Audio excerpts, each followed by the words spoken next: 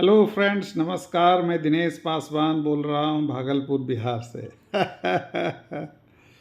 तो कैसे हैं आप सभी? मैं स्वस्थ हो रहा हूँ और आगे काफ़ी अच्छा बना रहे इसके लिए मैं काफ़ी एक्टिव हो रहा हूँ, क्योंकि मैंने गॉल ब्लैडर का जो है ऑपरेशन कराया है। उसमें स्टोन हो गया था 25 का स्टोन, और मैंने भागलपुर में ही उसका ऑपरेशन कराया है। तो लगभग 2 महीने हो चुके हैं, तो काफ़ी स्वस्थ हूँ। और जो पहले की जो एनर्जी थी वो एनर्जी अभी तक नहीं आई है। तो आप लोगों से बात करने के लिए मैं वीडियो बना रहा हूँ। निश्चित रूप में कहते हैं कि मंजिल उन्हीं को मिलती है जिनके सपनों में जान होती है ना। पंख से कुछ नहीं होता है, हौसलों से उड़ान होती है। तो हौसला चाहिए। तो हौसलों के लिए निश्चित रूप में इनर एनर्जी बहुत ज़रूरी है। खान पान अच्छा होना ज़रूरी है, क्योंकि मैं काफ़ी फिटनेस के प्रति काफ़ी एक्टिव रहा हूँ। और मुझे लगता है कि आने वाले कुछ दिनों महीनों में फिर से या तो जिम ज्वाइन करूं या खुद से एक्टिविटी करूं, ताकि जो आने वाले समय में जो मैराथन दौड़ है, मैराथन दौड़ जो इस बार मैं सोच रहा हूं कि 10 किलोमीटर का रेस में भाग लेना। आप लोग हमें बताइए कि रेस कैसा रहेगा और कहाँ कौन सा रेस में भाग लेना चाहिए। तो मैं समझता हूँ कि 2026 में बोध गया में ये रेस में भाग लेना चाहता हूँ। इसके अलावा कहाँ कहाँ होता है आप लोग भी मुझे शेयर करें, बताएं।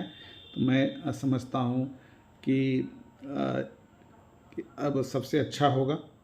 और आप लोगों से बातें करना मुझे बहुत अच्छा लगता है, और अपने ज्ञान का जो है शेयर करना बहुत ज़रूरी है। स्किल डेवलपमेंट बहुत ज़रूरी होता है। तो जब भी मैं कुछ भी सीखता हूँ वो मैं आपको शेयर करता हूँ। और हम सभी को सोशल मीडिया के माध्यम से अपनी बातों को रखना चाहिए, इससे ज्ञान बढ़ते रहता है। तो कहते हैं कि बाप बड़ा न भैया, सबसे बड़ा रुपैया। तो है ना, बाप बड़ा ना भैया, सबसे बड़ा रुपया। तो ये रुपया जो है वह निश्चित रूप से कमाना है, लेकिन अच्छे तरीके से कमाना है, ईमानदारी के साथ कमाना है ना। लेखक कहते हैं कि यदि आप गरीब घर में पैदा हुए हैं तो इसमें मेरी कोई गलती नहीं। मैंने जो जो भी जन्म लेते हैं, अगर हम सब गरीब घर में पैदा लिए हैं तो हमारा तो वहाँ पर कोई कंट्रोल लेकिन अगर गरीब ही मर गए तो ये बहुत बड़ी बात है, ये बहुत ही डेंजरस बात है। तो हमें अपने आप को सीखना होगा, स्किल डेवलपमेंट की, है ना। तो आपको गरीब नहीं मरना है, न मरने दूंगा। किसी को नहीं मरने दूंगा, है ना। ये बिल गेट्स कहते हैं, ये बिल गेट्स का स्टेटमेंट है। दुनिया का सबसे अमीर आदमी का तमगा वो ले चुके हैं, कई साल उड़ रहे हैं बिल गेट्स। तो ऐसे लोगों से बातचीत, आप उनके विचारों को सुनिए यूट्यूब पर, और उनकी किताबों को भी आप, बहुत से लोग लिखते हैं उनके बारे में, बिल गेट्स के बारे में। तो मुझे बहुत अच्छा लगता है बिल गेट्स के जो जो जीवन शैली है वो काफ़ी। उन्होंने एक एनजीओ का निर्माण किया है, Bill Gates and Melinda Gates foundation, है ना, Bill Gates and Melinda Gates foundation. और इस फाउंडेशन के माध्यम से वो पूरी दुनिया में वो भ्रमण भी करते हैं और लोगों को मदद भी करते हैं। तो ये कितनी अच्छी बात है। और ख़ासकर जो है शैक्षणिक और विशेषकर जो है वो फिजिकली फिटनेस पर, उनका जो स्वास्थ्य पर काफ़ी फोकस रहता है। तो वो बहुत दान भी करते हैं, डोनेट करने वाले में से एक है। और उनको मैंने बिहार के दानापुर में उनको आते हुए देखा है और समाचार पत्रों के माध्यम से। और वो एक टूटी फूटी नाव से उस गांव में जाते हैं और वहाँ पर जा कर के लोग वहाँ दरी बिछाते हैं और उस दरी पर बैठ कर के उन लोगों से संवाद करते हैं। तो ये अलग बात है कि ट्रांसलेटर उनको बताते हैं, लेकिन उन लोगों, उन महिलाओं के बीच में बैठ कर के उनकी समस्याओं को सुनते हैं, ये बहुत ही मुझे अच्छा लगा। तो ये बहुत ज़रूरी है कि दुनिया का सबसे अमीर आदमी भी भारत जैसे एक गरीब देश में आकर के महिलाओं के बीच में बैठ कर के आपकी समस्याओं को सुनता है। है ना, ये अजीबोगरीब बात है। जबकि ये समस्याएं यहाँ के नेताओं को सुना जबकि वो सुनते नहीं है। कोई बात नहीं है, हम सबको क्या कहते हैं, हैप्पी इंडेक्स में जो है रखना है, मुस्कुराते रहना है। ज़िंदगी में गम और बेगम दोनों है। वाइफ वाला बेगम नहीं है, ये बिना गम वाला बेगम है। ये बेगम पूरा हुआ करता था, है ना। तो हमारे जो महापुरुष रैदास जी हैं, उन्होंने बेगमपुरा की चर्चा की है, जहाँ पर ऐसा शहर जहाँ पर कोई गम ना हो, ऐसे शहर, है ना। तो उनकी चर्चा की है, तो वो उस पर भी आप फोकस कर सकते हैं। मुझे यही अच्छा लगता है कि यदि व्यक्ति कहे कि मैं गरीब हूँ, गरीब पैदा हुआ हूँ, तो ये गलत है। बिल गेट्स के अनुसार कि आपके कंट्रोल में ये गरीबी नहीं था, लेकिन ये कंट्रोल में है कि आप गरीब से बाहर निकल सकते हैं, गरीबी से बाहर निकल सकते हैं आपके अथक मेहनत से, है ना। तो मेहनत ऐसा करें कि आप जो है गरीबी को मिटा दें, है ना। कम से कम अपने घर में जो गरीबी है उसे ख़त्म करना चाहिए, है ना। तो कुछ हमने थोड़ा तैयारी किया है। अभी ना पूछो मंजिल कहाँ है, अभी ना पूछो मंजिल कहाँ है, अभी तो हमने चलने का इरादा किया है, अभी तो हमने चलने का इरादा किया है। ना हारे हैं, ना हारेंगे कभी, ना हारे हैं, ना हारेंगे कभी, खुद से खुद को वादा किया है, खुद से खुद को वादा किया। अरे वाह, क्या बात है। तो ऐसा वादा कीजिए कि हमें कभी भी हारेंगे नहीं, है ना। और अपने ज़िंदगी को आगे बढ़ाते रहेंगे, मुस्कुराते रहेंगे, हंसते रहेंगे, खिलखिलाते रहेंगे, यूँ ही ज़िंदगी आगे बढ़ते रहेगी। मुझे लगता है कि बिल गेट्स के विचारों को हम सबको अपनाना चाहिए। एक बार पुनः दोहराना चाहता हूँ कि यदि आप गरीब घर में पैदा हुए हैं तो इसमें कोई गलती नहीं है, पर यदि आप गरीब मरते हो तो ये आपकी गलती है, बिल गेट्स ने कहा। तो भाई आपको गरीब नहीं मरना है। आज से प्रण ले लीजिए, आज से संकल्प ले लीजिए। आपका ड्रीम होना चाहिए कि हम गरीब घर में ज़रूर पैदा लिए हैं, लेकिन मरने से पहले अमीर हो जाएंगे। है ना। तो मैं भी मज़दूर का बेटा हूँ, और मैं मज़दूर, रेल मज़दूर थे हमारे पिताजी। जमालपुर वर्कशॉप में मुंगेर ज़िला के अंतर्गत आता है, वहाँ मज़दूरी करते थे। तो मैं समझता था कि मैं ज़िंदगी में सबसे बेहतरीन लड़का हूँ। मुझे, मेरे पिताजी सरकारी नौकरी में हैं, लेकिन जितनी जो अवसर थे उस अवसर में उसका फ़ायदा उठाया। लेकिन पूरी दुनिया में भ्रमण करना जो एक बड़ा ड्रीम हमने बनाया है, और लग्जरी जो लाइफ है उसे जीने के लिए आपको बड़े बड़े होटलों में जाने की जो आपके सपने हैं उसे साकार करना ये उस समय शायद संभव नहीं था। तो मैंने पढ़ाई जो है एमएससी किया, एलएलबी किया यहाँ पर तिलका मांझी भागलपुर विश्वविद्यालय से, एमएससी इन केमिस्ट्री, और फिर जो है पीजी हॉस्टल में मैं बहुत दिनों तक रहा, जिसके वजह से मेरे अंदर जो है गुणात्मक परिवर्तन हुआ, सकारात्मक सोच की जो है वृद्धि आई। लोग कैसे पढ़ते हैं ये मुझे नहीं पता था। वह जो है हॉस्टल में रह कर के मैं कंपटीशन को समझा कि यहाँ बच्चे कैसे पढ़ाई करते हैं। निश्चित रूप में मैं अपने दोस्तों को देखा कि यहाँ पर रात रात भर पढ़ते हैं, तो मेरे अंदर भी वो जिज्ञासा आई, अरे मुझे भी पढ़ना है। और मैं उस दिशा में बढ़ते गया और मैं यूनिवर्सिटी के अंदर अपनी जो है प्रथम श्रेणी से तो पास किया ही, यूनिवर्सिटी के अंदर का जो एक लेवल होता है वो प्रयास किया, जहाँ हम कई बार फेल जीवन में हुए। 2 बार बीएससी में फेल हुए हैं और पढ़ने का जो है मन नहीं करता था। फेल इसलिए हुए हैं कि वो हमारे मनोनुकूल नहीं था। विषय केमिस्ट्री था और भाषा इंग्लिश था, तो हम बिहारियों के लिए निश्चित रूप में भाषा मायने रखता है। तो हम सभी को कम से कम भाषा के अनुसार हमें चयन करना चाहिए। लेकिन उस समय किसी ने बताया नहीं, तो कोई बात नहीं है।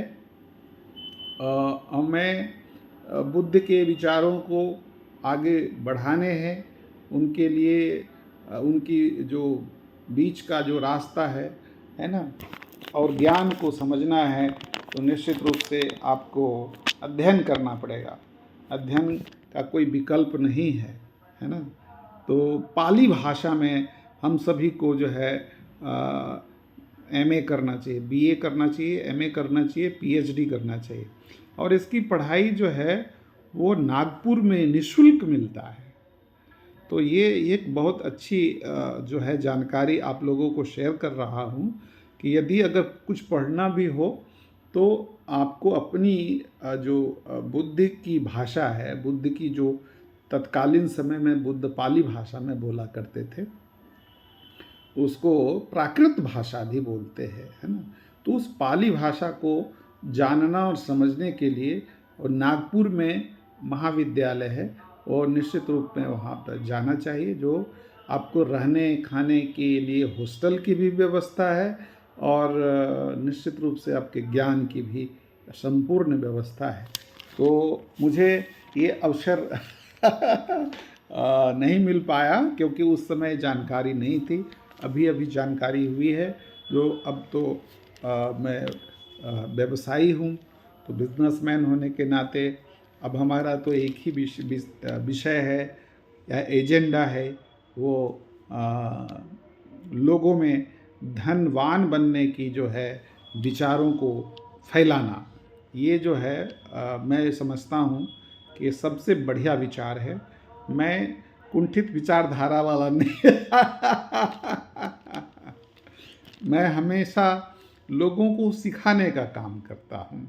हाँ, ये मैं कोई कोचिंग क्लासेस नहीं करता हूँ लेकिन लोगों को सिखाना मुझे बेहद अच्छा लगता है। और जब मैं भारतीय उद्यमी संघ के माध्यम से, इससे पूर्व Dalit Indian Chamber of Commerce and Industry का मैं बिहार का अध्यक्ष भी रहा, तो वहाँ पर भी मैंने स्किल डेवलपमेंट किया, खुद को सीखा। बहुत कमियां थी मेरे अंदर, उस कमियां को मैंने सीखा और लोगों को सिखाने का काम किया। देश में भ्रमण किया और काफ़ी लाइफ स्टाइल को काफ़ी बदला है। तो मेरे बहुत से खर्चे इतने बढ़ गए कि मैं बचत नहीं कर पाया। इसीलिए 15 साल बाद मुझे समझ में आया कि मैं ऐसे संगठनों में तो मेरा जो है वो सारा बचत ही ख़त्म हो जाए। तो मुझे अब कंजूस थोड़ा बनना पड़ रहा है। मुझे लगता है कि हम सभी को कंजूस बनने की आवश्यकता है, अन्यथा जो है आने वाले समय में आपको काफ़ी दिक्कतें आ सकती है। क्योंकि धन है तो आपका जो है मन भी ना ओके ओके रहे। नहीं तो फिर वही होगा, बाप बड़ा ना भैया, सबसे बड़ा रुपया। ये फॉर्मूला याद रखिए। पैसा है तो आपका मान, इज्जत, प्रतिष्ठा आपको मिलेगी, अन्यथा आपको लोग ठेंगा दिखा के चले। तो इसीलिए बिल गेट्स के ये विचार को याद रखिए और उसको चैलेंज के रूप में लीजिए। यदि आप गरीब घर में पैदा हुए हैं, कोई बात नहीं है, इसमें कोई गलती नहीं है, पर यदि आप गरीब मरते हो तो ये आपकी गलती है। बिल गेट्स की ये जो विचारधारा है बहुत बहुत ही $1,000,000 का है। ये विचारधारा $1,000,000 का है। इसीलिए मैं बिल गेट्स के विचारों से मैं प्रेम करता हूँ। और उन्होंने जो Bill Gates and Melinda Gates foundation बनाया, आहो मत पूछिए, ऐसा एनजीओ जो है पूरे दुनिया में आपको नहीं मिलेगा। और वो खासकर जो है सेहत के लिए, स्वास्थ्य के लिए वो काफ़ी योगदान करते रहे। हालांकि उनके पति पत्नी में डिवोर्स हो गए, कोई बात नहीं है, फिर भी वो अपने एनजीओ को काफ़ी आगे बढ़ाते हैं। उनके जीवन के बारे में तो मुझे पूरा पता नहीं है। मैं आप ही से कहूँगा कि उनके पति पत्नी के जीवन के बारे में भी थोड़ा अध्ययन करें। तो मैं लिखा हूँ आप लोगों के लिए कि मंजिल उन्हीं को मिलती है जिनके सपनों में जान होती है। मंजिल उन्हीं को मिलती है जिनके सपनों में जान होती है। पंख से कुछ नहीं होता, हौसलों से उड़ान होती है। तो ये हौसला हम सबको अंदर में होना चाहिए, विल पावर होना चाहिए। तो मैं इस बीमारी से बाहर आया हूँ, पहली बार कोई ऑपरेशन करवाया। मुझे बेहद डर लगता था। तो उस डर से मेरी पत्नी जो है मुझे काफ़ी सपोर्ट की। अरे यार, मैं भी 10 साल पहले करवाई थी, तो मुझे विश्वास नहीं होता था। लेकिन धीरे धीरे धीरे जब ऑपरेशन थिएटर में जब गया तो मेरी हालत बहुत ख़राब थी। लेकिन सच बताऊं कि ऑपरेशन थिएटर में जो एनेस्थेसिया की जो डॉक्टर थी, वो महिला डॉक्टर बहुत ही अच्छे ढंग से बात कर रही थी। जैसे लगा कि मैं स्ट्रेंजर नहीं हूँ, अपरिचित नहीं, बल्कि कोई जान पहचान के लोग हैं। इतने अच्छे दोस्त की तरह बात कर रही थी, मुझे बहुत अच्छा लगा। और कब बात करते करते ऐसे वो इंजेक्ट कर दी, पता ही नहीं चला और मैं बेहोश हो गया। और फिर उनका काम ख़त्म और मुझे कुछ पता ही नहीं चला। लग रहा था कि मैं कहीं कोई दुनिया में चला गया हूँ। और फिर धीरे धीरे कुछ हो रहा है हलचल, यही इसकी जानकारी थी। लेकिन क्या हो रहा है, हाथ पैर नहीं उठ रहे हैं। मैं बहुत कोशिश कर रहा हूँ। जो ऑपरेशन थिएटर में गए हैं और जो ऑपरेशन कराए हैं, वो मेरी बात को अच्छी तरह से समझ पा रहे हैं। चलिए खैर, उससे हम बाहर निकले और बेहोशी की अवस्था में, और अपने बेहतरीन होटल कह रहे बेहतरीन जो नर्सिंग होम या हॉस्पिटल कह सकते हैं, वहाँ पर मैं लगभग 24 घंटा वहाँ पर रहा। और फिर वहाँ से एक बहुत बढ़िया खिचड़ी खिला करके हमको वहाँ से विदा किया। तो बड़ा अच्छा लगा। पैसे 35-40 हज़ार रुपये शायद लग गए होंगे, चूँकि सारा काम मेरी मिसेज ही कर रही थी। तो ये मैं पिछले 2 महीने से घर में ही था और धीरे धीरे अब मैं स्वस्थ हो रहा हूँ। अब धीरे धीरे बाहर भी निकल रहा हूँ, गाड़ियाँ भी चला रहा हूँ। अब मैं चाह रहा था कि मैं मैराथन में भाग लूँ, तो मैं कोशिश कर रहा हूँ कि, लेकिन उसकी प्रैक्टिस चाहिए। और 10 किलोमीटर दौड़ने, जॉगिंग का जो टाइमिंग है उसको भी फॉलो करना है, क्योंकि सेहत बहुत ज़रूरी है। और मैंने सुना है और एक किताब मैंने पढ़ा है, इकिगाई, पर्पस टू लिव। हम सब का जीने का कोई पर्पस होना चाहिए, कोई सपना होना चाहिए, कोई विज़न होना चाहिए, कोई मिशन होना चाहिए, क्यों जी रहे हैं, है कि नहीं। तो ये बहुत ज़रूरी है। बिना पर्पस का ज़िंदगी बोझ लगता है। तो इसीलिए ठीक है कि पैसे कमाने तो हर व्यक्ति चाहते हैं, लेकिन उसके अलावा भी आपका पर्पस होना चाहिए, लोगों को मदद करना, अधिक से अधिक लोगों को आप मदद कर पाएँ। क्योंकि भारत के अंदर और विशेषकर बिहार के अंदर इतनी भयंकर गरीबी है कि इस गरीबी से आपको कोई निकाल नहीं पा सकता है, जब तक आपका कोई सहयोगी ना हो। तो जो भी ज्ञान है, उस ज्ञान से अगर किसी को फ़ायदा अगर पहुंचता है, तो निश्चित रूप में हम सबको ये शेयर करना चाहिए लोगों को। और सोशल मीडिया एक बेहतरीन प्लेटफॉर्म है, यहाँ से आप ज्ञान बांट सकते हैं और इस ज्ञान से हो सकता है किसी को लाभ मिले, तो ज़िंदगी बदल जाएगी। और ऐसे ऐसे लोग हैं, जब बोलते हैं कि सर मैं आपके विचारों से इतना सहमत हूँ और आपके रास्ते पर, बताए रास्ते पर मैं चलता हूँ, तो मुझे बहुत अच्छा लगता है और मैं जीवन में सफल हुआ हूँ।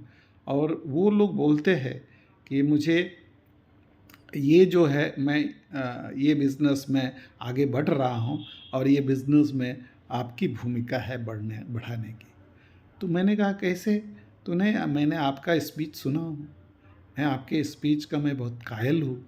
तो मुझे उस समय जितनी खुशी मिलती है ना, मुझे बहुत अच्छा लगता है।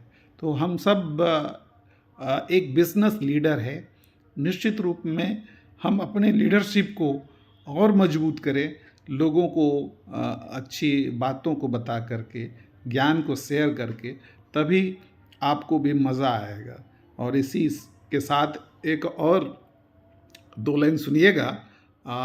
खुद ही को कर बुलंद इतना, खुद ही को कर बुलंद इतना कि हर तकदीर से पहले, कि हर तकदीर से पहले खुदा बंदे से खुद पूछे, खुदा बंदे से खुद पूछे, बता तेरी रज़ा क्या है, बता तेरी रज़ा क्या है। इकबाल साहब लिखे हैं भाई, ये पता नहीं, ये तो बहुत ही अच्छा लगा हमको। एक बार मैं पुनः दोहराना चाहता हूँ, खुद ही को कर बुलंद इतना कि हर तकदीर से पहले खुदा बंदे से खुद पूछे, बता तेरी रज़ा क्या है। मेरी रज़ा क्या है बताइए। हम सभी को अमीर बनने के लिए एक माइंडसेट को डेवलप करने की आवश्यकता है। निश्चित रूप से बहुत मेहनत और कठोर प्रक्रिया है, इतना आसान नहीं है कि बोल दिए और हो गए, नहीं। इसके लिए आपका जो माइंडसेट है, मनी माइंडसेट होना चाहिए और उसमें क्या करना है। बहुत संघर्ष है बिज़नेस में, उतार चढ़ाव इतना है कि मत पूछिए। हर व्यक्ति जो भी आपके साथ काम करता है, हो सकता है वो कल के दिन दुश्मन बन जाए। और बाद में पश्चाताप भी होता है और फिर आके आपका पैर भी पकड़ता है, ऐसा भी होता है। तो दुश्मन भी दोस्त हो सकता है, दोस्त भी दुश्मन हो सकता है, कुछ भी हो सकता है। इसलिए तो ज़्यादा खासकर जो एंटरप्रेन्योर है, जो उद्यमी है, और खासकर प्रथम पीढ़ी का, हम लोग फर्स्ट जनरेशन एंटरप्रेन्योर के रूप में कह सकते हैं। तो ऐसा प्रथम पीढ़ी का उद्यमी है। ऐसे तो कहा जाता है भारत के अंदर जो है वो कौन सा किताब है ना, वो बड़ा खतरनाक किताब है। भारतीय संविधान पढ़ कर के तो बहुत मज़ा आता है कि भाई राइट टू इक्वालिटी की बातें है उसमें लिखा हुआ, फ्रेटर्निटी की, भाईचारा की बातें है उसमें लिखा हुआ। भारतीय संविधान के ही कारण तो हम बिजनेसमैन बने। लेकिन एक कानून है जो मनुस्मृति है, उसके हिसाब तो हम लोग भाई कोई बिजनेस नहीं कर सकते हैं, धन भी नहीं रख सकते। तो मनुस्मृति बहुत ही गंदा कानून है। ये आज़ादी के पहले बाबा साहब अम्बेडकर ने मनुस्मृति को चलाने के लिए लोगों को बताया, समझाया और उसको जलाया। क्योंकि जब तक समानता नहीं आएगी, भारतीय संविधान हमें समानता का अधिकार देती है, भाईचारा का अधिकार देती है और फ्रीडम ऑफ स्पीच देती है। लेकिन जो वैदिक संस्कृतियों के माध्यम से जो मनुस्मृति किताब है, वो किसी को सही दिशा नहीं देती है। खासकर महिलाओं को जंजीरों में बांध कर रखने की बात करती है। एजुकेशन तो बहुत दूर की बात है।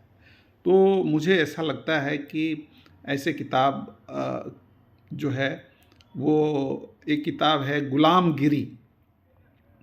तो महात्मा ज्योतिबा फुले ने गुलामगिरी किताब लिखी है। जब उसको मैंने पढ़ना शुरू किया तो मेरे अंदर तो वो जो है मतलब कहिए कि वो व्याकुलता कि बाप रे बाप, ये व्यक्ति इतना ये महान पुरुष, महापुरुष, ये आज़ादी से पहले बाबा साहब अम्बेडकर के वो गुरु माने जाते हैं। 3 गुरु होते हैं बाबा साहब के। पहले गुरु भगवान बुद्ध को मानते हैं, दूसरे गुरु महात्मा फुले को मानते हैं और तीसरा गुरु कबीरदास को मानते हैं। तो हम सब अम्बेडकरवादी है और सत्य की राहों पे चलने वाले हैं, निडर है, निर्भीक है, बेगमपुरा के रास्ते पर चल महापुरुष रविदास के विचारों को आगे बढ़ाने वाले में से। तो निश्चित रूप से बाप बड़ा न भैया, सबसे बड़ा रुपया। ये जो भ्रष्टाचार के इस युग में रुपया ही काम करता है। रुपया है तो आप जो है बहुत आगे बढ़ सकते हैं, नहीं तो फिर जो है आपकी मंजिल कहाँ पीछे रह जाएगी आपको ही पता नहीं। इसीलिए मैं एक और 2 लाइन आपको सुनाता हूँ आज, आपको मन भर की बातें आपको बताकर अपनी जो है कहानी को आगे बढ़ाने का काम करता हूँ।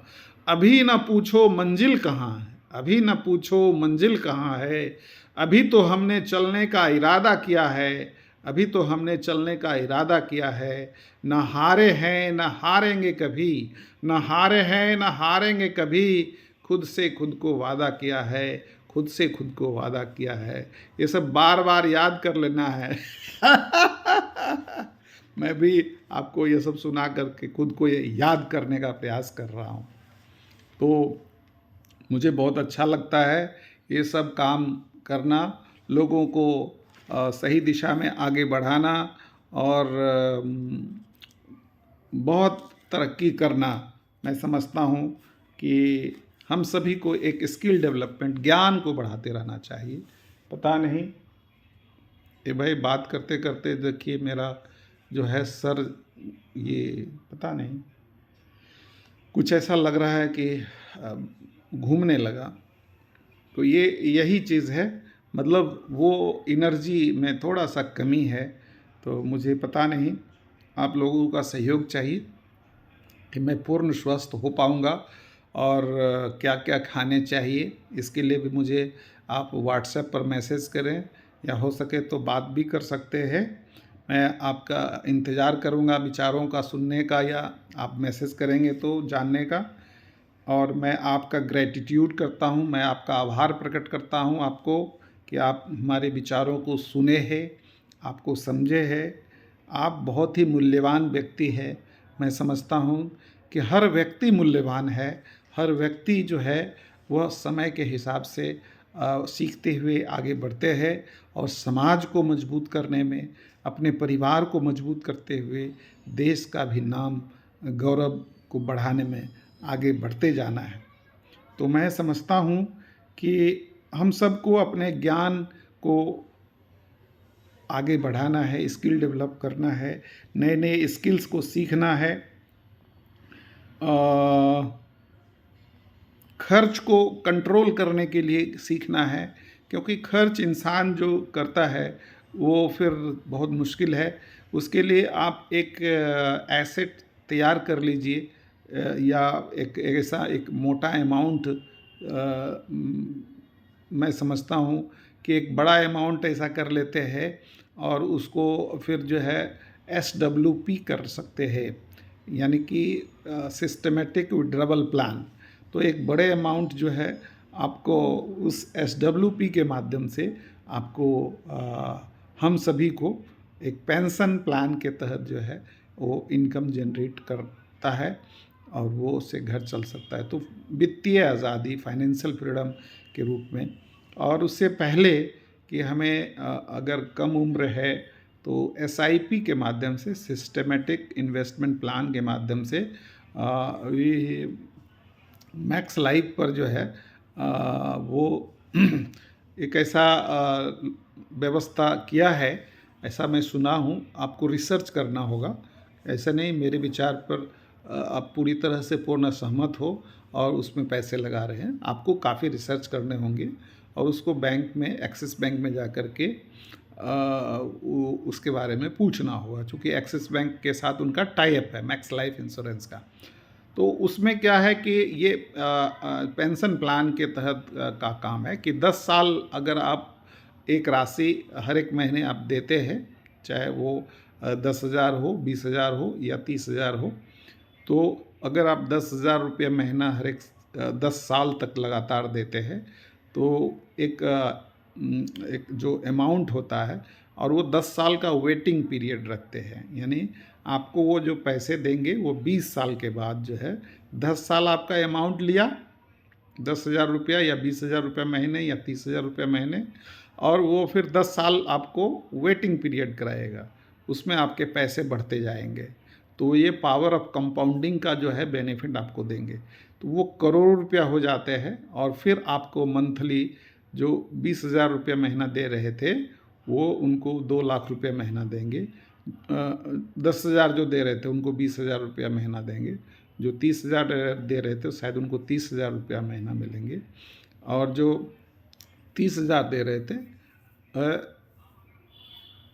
महीना नहीं, उससे ज़्यादा मिलेगा शायद, लाखों में। हाँ, 2 लाख रुपया महीना, 3 लाख रुपये महीना और 5 लाख रुपये महीने, इस तरह से आपको मिलने वाले हैं। बहुत अच्छा जो है ये प्लान है। इस प्लान को मुझे लगता है कि और रिसर्च करने की आवश्यकता है। मैं बेहद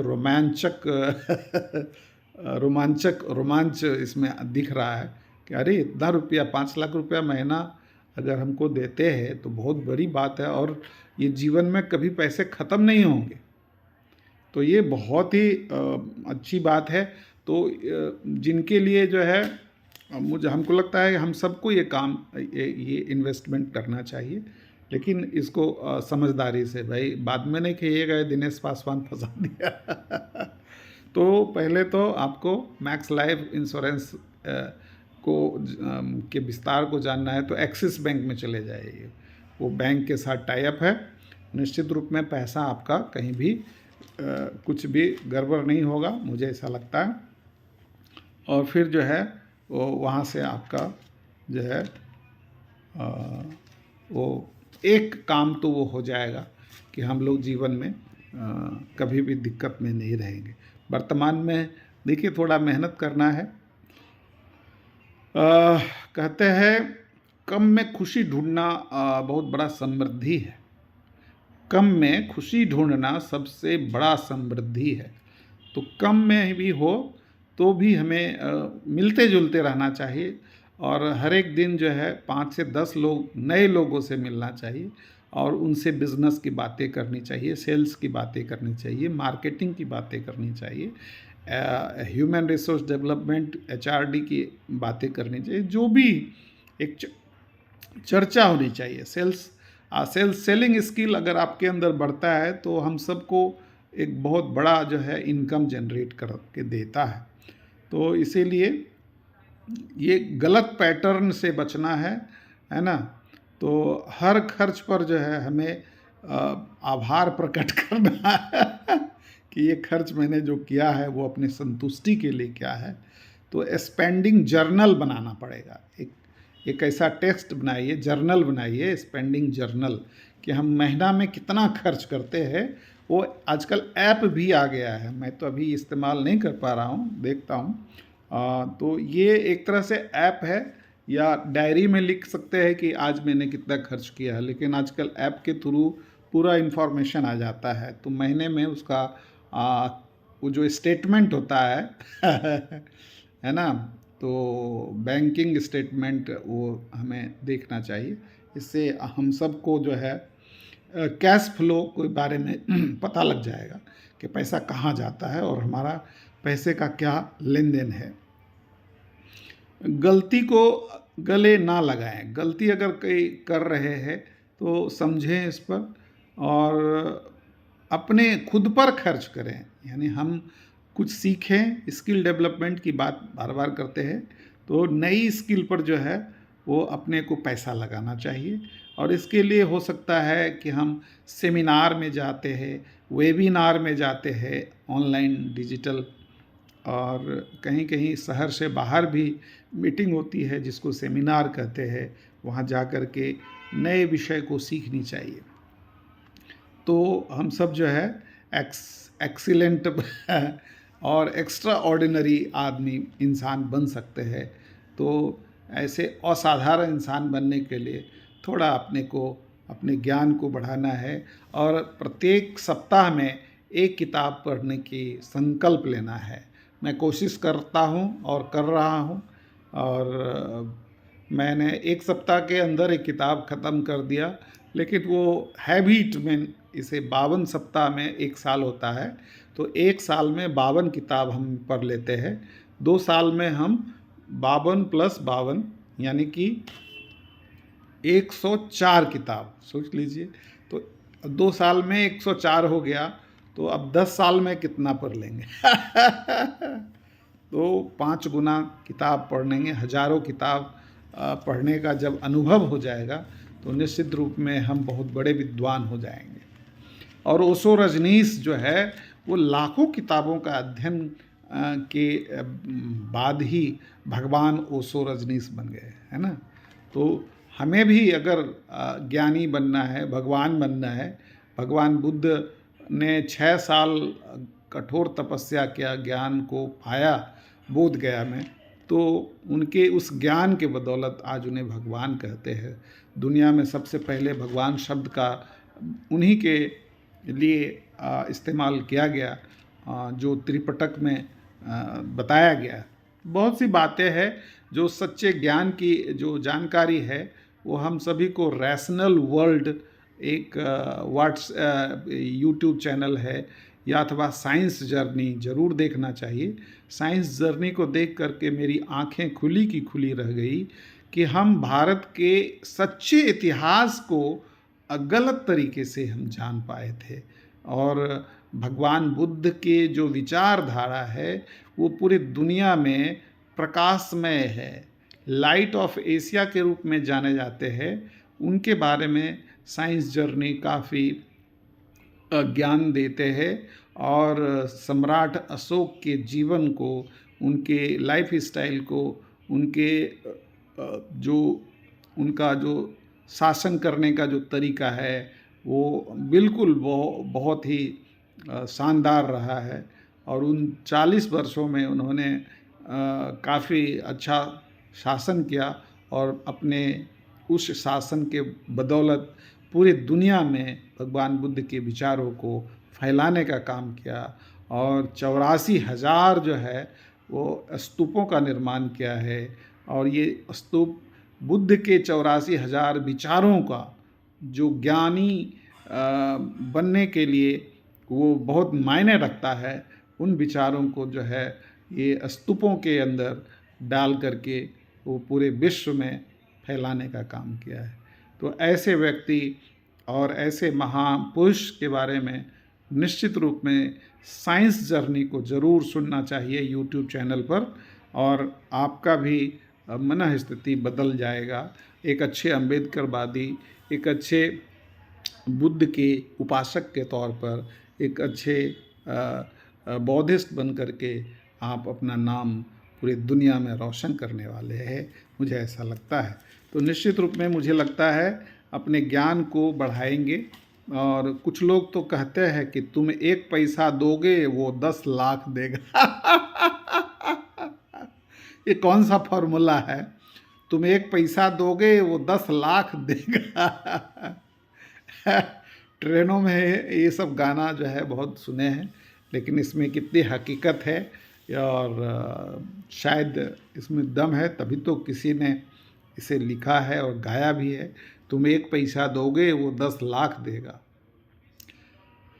तो दान करने की भी जो परंपरा है भारत के अंदर वो भी बहुत बड़ा है, और इसमें कबीरदास जो है वो इसको लिखते हैं कि साईं इतना दीजिए जामै कुटुम्ब समाए, मैं भी भूखा ना रहूं साधु न भूखा जाए। है ना। तो कितनी अच्छी बातें संत कबीरदास जी ने कहा है, साईं इतना दीजिए जामै कुटुम्ब समाए, मैं भी भूखा ना रहूं साधु न भूखा जाए। वाह क्या बात है। तो जब मैं कबीरदास की बीजक पढ़ता हूँ तो बहुत मज़ा आता है। बहुत हमारे पिताजी कबीर पंथ ही थे और वो महंत बन गए रिटायरमेंट के बाद। गांव में बेगूसराय ज़िला के अंतर्गत बाजितपुर गांव में रहते थे और वहाँ पर जो है वो उनका भंडारा लगता था। जब कोई कार्यक्रम करते थे तो बहुत दिल खोल करके लोगों को खिलाते पिलाते थे और जब तक जिंदा थे वो बहुत ही शानदार, मैं समझता हूँ मेरा रोल मॉडल थे, हमारे महापुरुष थे, हमारे आदर्श पिता के रूप में माता पिता हमारे थे और उनके मार्गदर्शन उनके विचारों को मैं फॉलो करता हूँ और हम सबको करना चाहिए, अपने माता पिता को आदर्श बना करके आगे बढ़ना चाहिए और यही सही संस्कार माना जाता है कि अपने माता पिता को लोग ईश्वरत्व मानते हैं, ईश्वर के समान मानते हैं, भगवान मानते हैं और उन्हीं के बदौलत मैं आज काफ़ी तरक्की कर रहा हूँ, सफल भी हुआ हूँ। तो उसमें मेरे माता पिता का ही योगदान है, हम सब के माता पिता। तो मैं उनके प्रति आभार प्रकट करता हूँ कि उनके जो जीवन में हमने बहुत कुछ सीखा है और जो विश्वविद्यालय और जो लॉ कॉलेज में मैंने जो सीखा है उसको व्यापारिक जीवन में उसको आगे बढ़ाने का काम किया है। तो निश्चित रूप में हम सभी का जीवन जो है बहुत ही शानदार हो और वर्ल्ड क्लास के लेवल पर हो, इसके लिए हम सबको ज्ञान बढ़ाते रहना होगा, नए नए स्किल्स सीखते रहने होंगे, नए नए ऐप्स आ रहे हैं, उन ऐप्स पर भी हमें अपने विचारों को डालने होंगे, उन पर जो है ध्यान देने होंगे, तभी हम तरक्की कर सकते हैं और बेहतरीन भोजन करें और अपने खान पान को ठीक रखना है, लाइफ स्टाइल को ठीक रखना है और आप अपने सपनों को साकार करें और तरक्की करते हुए आप सफल हो। तो यही मेरी जो है सही अपने आप को लगता है कि मैं एक महान व्यक्ति हो जाऊंगा है ना। और आप लोग कहेंगे कि भाई देखिए आपके विचारों से मैं बहुत ही हमको फल मिला। तो इसीलिए निश्चित रूप से मैं आपको यही कहूँगा कि listen to your inner voice, अपने अंदर के दिल की बात को सुनिए, अपने हुनर को पहचानो, know your ability, set your goal, अपना लक्ष्य को तय करिए। तो गोल जो बहुत ज़रूरी है। बाकी हम सब तो हंसते हंसाते ज़िंदगी में आगे बढ़ते रहेंगे। बहुत बहुत धन्यवाद, फिर मिलते हैं, आप मुस्कुराते रहें